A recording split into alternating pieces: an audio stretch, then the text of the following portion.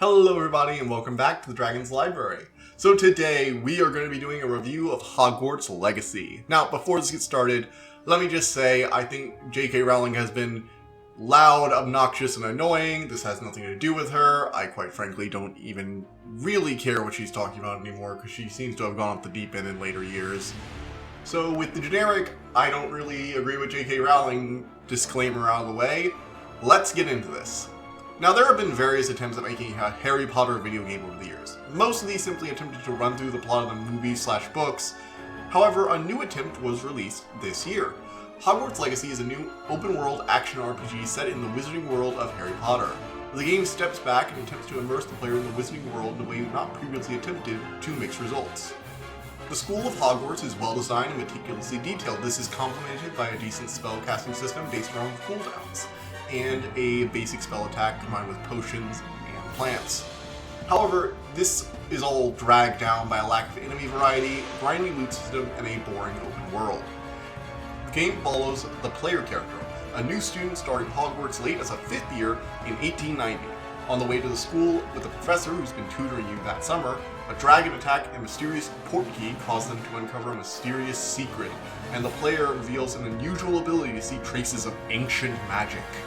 In addition, this magic appears connected to the Goblin Rebellion, led by some goblin named Ramrock. And so you and your teacher must investigate this mystery while the player attends classes throughout the year, because, still gotta study for those exams. The plot starts strong with, mystery, dragon attack, ancient ruins. The initial mission and customizations of going to Hogsmeade and picking out your wand were fairly engaging as well for those who've read the books or just like world building, stuff like that. Those first few classes even had unique mini-games based around the 2 new spells. However, the story quickly loses momentum and goes all over the place. The game holds you at gunpoint until you finish a bunch of side missions between plot beats. And the later half drags its feet through the standard trope of tests to prove your worth before ending in a rather poor final boss. In addition, after the first 2 classes, the others are skipped over with a simple cutscene instead of going to do a minigame and learning how to use the spell properly. They make you do a basic minigame where you basically do Simon Says button prompts to learn the wand motion, but you don't have like a rolling ball minigame like you did with Accio, which was actually a lot of fun. I liked it. It felt like a challenge and got to grips with the unique use of the spell. So that strong start and gradual decline is pretty much consistent for most of the game. In fact, I would say it's basically the overall theme of my opinion on this game. Start strong and then starts to taper off as it goes on too long. The equipment-based progression starts fine, but a limited inventory and level requirements for the equipment make it really grindy. The same with the small enemy variety. Things start fine as they're introducing a handful of new enemies here, a handful of new enemies here, and then it just stops and you get the same thing for the rest of the whole game. Like, once you've seen the trolls and the goblins, you've basically seen all this game has to offer. Because by then you will have seen the Dark Wizards, the Inferni, goblins, trolls, and wolves and spiders. That's it. That's all your major enemies. It's just kind of pathetic. That's not to say the game is completely without value, however. The first third is probably the most fun. It's when the combat isn't too chaotic, so it can still be enjoyable. I personally find it impressive in the later half the designers stuck to making Avada Kedavra an instant kill. They balanced it sort of by giving the spell a really long cooldown, and by the time you get it, the only boss is the final one, which is a little disappointing. Though they do chicken out near the end and make him unable to be targeted with it, which is kind of a cop-out, to be honest. Now, I bet you were thinking, wait, aren't we the hero? Yeah, you can throw around Avada Kedavra, Crucio, and Imperio in front of your friends and professors, and they'll still say how what a good person you are, and your heart is so strong. So, while I enjoy it, it kind of makes the story come off as laughable. In fact, there's one moment in particular when it comes to Imperio that just made me kind of like break out into pure laughter because it acts like you didn't use Imperio when you definitely did. Because it was your brand new spell, you were definitely playing with it. So it doesn't make sense your student would be throwing around all these forbidden magic while teachers praise you. But it does make combat interesting with Crucio and Imperio, which are fun mind control and immobilization/torture spells that are pretty good for the overall gameplay. I'd say you used Crucio as a linchpin for my strategy. So who cares if it's fun? In addition, although the game does seem like sort of a greatest hits of the books, you go to the library in the forbidden section, sneaking in with a friend, you have to do something that seems to be nodding to the Deathly Hallows myth. There are various other references and callbacks, and it does feel oftentimes like you're going through some of the same quests that Harry Potter did. But you do actually get some unique things.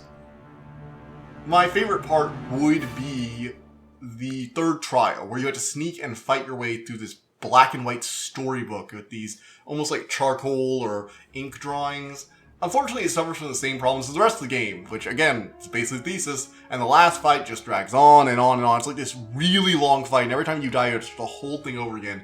It was just way too long. There was no reason the enemies had to be that grindy. And I was actually over leveled for that quest, so it's unacceptable, personally speaking.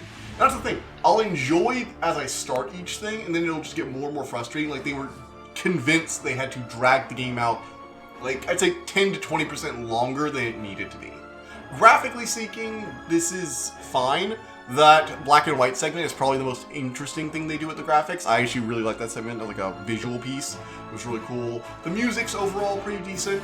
The Harry Potter soundtrack will still give you nostalgia vibes, so if you're worried about that, yeah, it's nostalgia bait, very much so, but nostalgia bait can be enjoyable. The black and white storybook sequence is probably one of my favorites too, because it actually includes a handful of unique enemies, even if they behave a lot like standard Dark Wizards. So, that would probably be my favorite part of it all, aside from, going on and the starting part.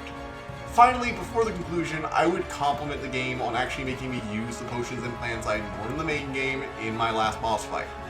I don't like the last boss as a boss fight, I think it's kind of dumb, but it did make me use my resources, which is more than most games make me do, and I'm mildly impressed that they did make you actually have to work a little bit for that final boss. I will freely give them credit for not making the final boss a complete and utter pushover. However, I need to make one thing perfectly clear. The lock-on is fucked. This game might have the worst lock-on system I have ever encountered. You know, in most action games, you can lock onto targets and focus your aim and camera? This would have been very useful in the last segment, but it commits a cardinal sin in that it makes the lock-on useless. See, when a target disappears, the lock-on does not move to the nearest target like, every other game, but instead unlocks you and makes you redo it. Now, when you have bubbles of magic that you had to hit that are appearing for only a few seconds, often close to the boss monster that your character is going to auto-target if you try and free aim most of the time, and you're trying to target them, but they keep disappearing because you had to hit the button, make sure your aim properly hit the button, and in that time you were supposed to have already cast a spell because you had to get close to them too. This system makes it nearly impossible to hit them using the lock-on. I just had to free aim and hope my character didn't fire spells at the big boss monster, and I regularly did, and he's invincible, so, that didn't really do much. I hated that last segment. The very last part of the boss fight when he's, on the ground is the worst. I hated it. It just was really annoying. So, in conclusion, Hogwarts Legacy is probably the best piece of Harry Potter media released since the original series. I know I complained, but honestly, it was pretty good by the standards of average video games. Which is probably because J.K. Rowling didn't work on it. It's not a masterpiece or anything, but, it's way better narratively than most of the other shit she's worked on recently. Have you read The Cursed Child? Oh god, everything after the books, I'm sorry, I need to go on a little tangent here. Everything J.K. Rowling has done after her book series and the movies came out is just trash. I hate the Fantastic Beasts series. I think the movies are boring. I don't know how you make World War II with wizards boring, but they did. So, yeah. Now, I do think you can have a fun time with this game. However, it suffers from several gameplay issues, like a late game grind, repetitive enemies, and the worst lock-on of all time. But if you can look past that, you'll find the castle itself to be a very impressive dynamic environment. You'll find some interesting and almost funny plot lines, a decently built world, and a serviceable spell combat system. So, in the end, I'll give Hogwarts Legacy an 8 out of 10. It's okay, and yeah, I have some nostalgia, but sue me. It's Harry Potter. It was part of my childhood. So, yeah. Moving on from there, should I do a spoiler talk section? No. Mostly because I'm just very tired. I'm actually re-recording this, on Monday. This was supposed to be out Monday, but then I was listening to it as I was recording it, and I just did not like it. I did not like my old review. I was already almost done editing it, and I was just listening to it again, and I'm like, you know what? I can do better than this. It just wasn't doing it for me, so I went ahead and re-recorded it, and it turns out I'm actually very busy this week, so I'm not even sure if this is going to get out on Tuesday or Monday. It's probably not going to get out until, Wednesday, But whenever I get it out, I'm going to get it out, and I'm going to try and do the Six Crimson Cranes book review. Yes, I am working on that. I finished the book, listening to the book, and then I'll be listening to The Dragon's Promise. So that's all going to be coming out next week. For those of you who don't know, for my work, I'm on call, which means I can't really step away if I can't, I'm on call basically all the time, aside from like 1 hour and when I'm at work. So I can't go out to the movies. So I'll probably be watching Shadow and Bone and doing a review of that sometime this weekend. I'm going to try and get Six Crimson Cranes and Shadow and Bone out between Wednesday and Sunday or Monday, because I do want to try and get out 2 reviews for this week and the one for last week. But I can't promise that. So look forward to Six of Cranes and Shadow and Bone being my next things to do. And the week after that, I'll probably be going back to the movies, because we got the Shazam movie, we got Scream 6, which I'll probably put on the back burner, and we also have Dungeons & Dragons. So I'm probably going to just do Dungeons & Dragons and then probably Shazam. I mean, I could do Scream. I have a weird relationship with the Scream movies, because I actually kind of like them, even some of the shitty ones. But, yeah. So that's basically what's on the docket. And here's a subscribe, or go back to my channel, check it out, subscribe there. We do movie, game, book, and TV show reviews. I stream on 7:30 on Tuesday and Thursdays. I'm taking a break this week, but I'll be back next week. And hey, here's a video YouTube recommends, and here's a playlist for all the other stuff I reviewed this year. Check it out. Maybe you'll like something else I reviewed. So, yeah. See you guys next time. Bye.